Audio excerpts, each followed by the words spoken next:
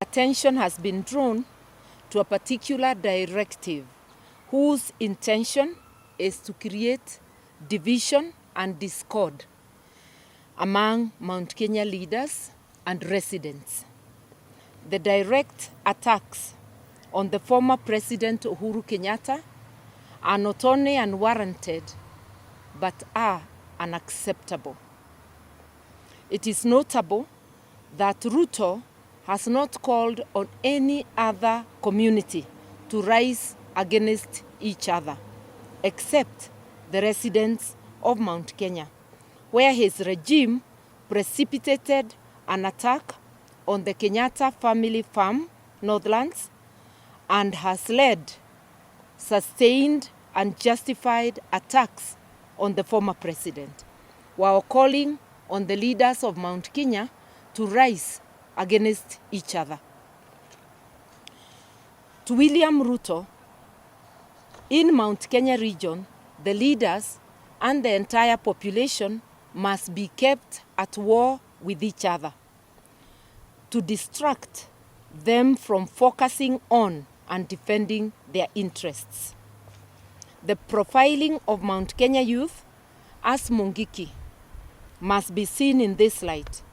It is but an excuse to unleash state-sponsored execution of our youth, which as Kamwene we shall not allow.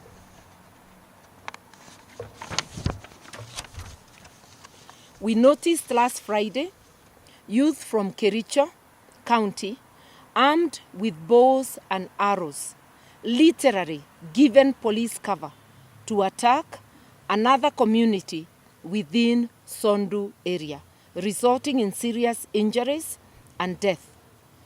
To our knowledge, no arrests have been made for these heinous crimes.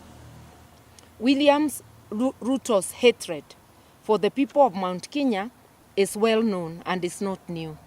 He is on record as saying that I know you have problems with the Kikuyus, but you don't have as big a problem with them as we do as Kalenjins. But let us get to power first. The directive to his UDA MPs from Mount Kenya region to mount a campaign against other leaders in the region is intentional and an execution of this infamous statement. The threats now being issued against leaders in Mount Kenya region who do not support William Ruto regime must be taken seriously. We are aware that Ruto has formed a Kalenjin killer squad within the police service. This is the squad targeting Kenyans during demonstrations.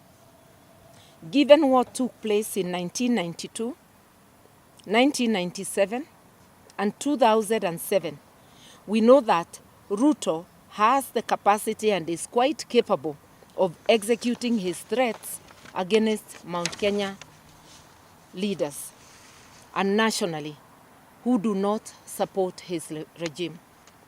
We would like to state unequivocally that Ruto, rather to remind him that he is still an ICC indictee. He was discharged, not acquitted, of the crimes against humanity. The fact that witnesses were killed did not relieve him of the accusations of crimes against humanity.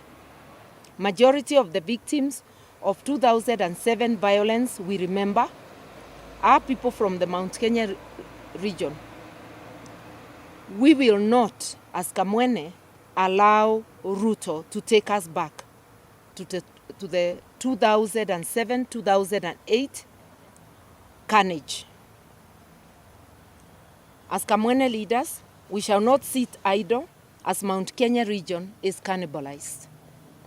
We shall continue to advocate for the interests of our people without fear or favor, even as we address national issues. That's the end of the statement.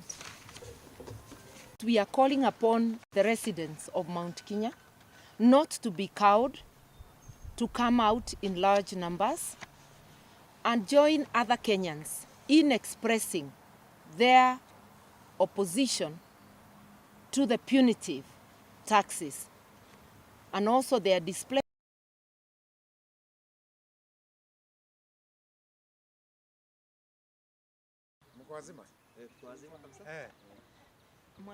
Hata sisi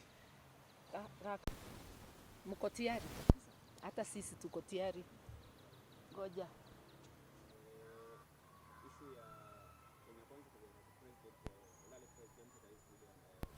Tukuona no ka economy witekithuka kwa mantu a Kenyatta ive ke kando na batura mantu a miunda Kenyatta vai na miunda ngiri itariterete ita ngiri ile na njire Laikipia Kenyatta omunenkere tute kwenda kwari nerache kithana itiona murao thirikari mi ni umbiri kawa ikathirire makandamia chiringi 20 ya kurwa oi mantu a history ba utuwa thai iba tuwe mibango ra baini ona itukono tio baini tubambe twakiri tukira mwaka tu tweterete kuona imbibi kauma thirikari.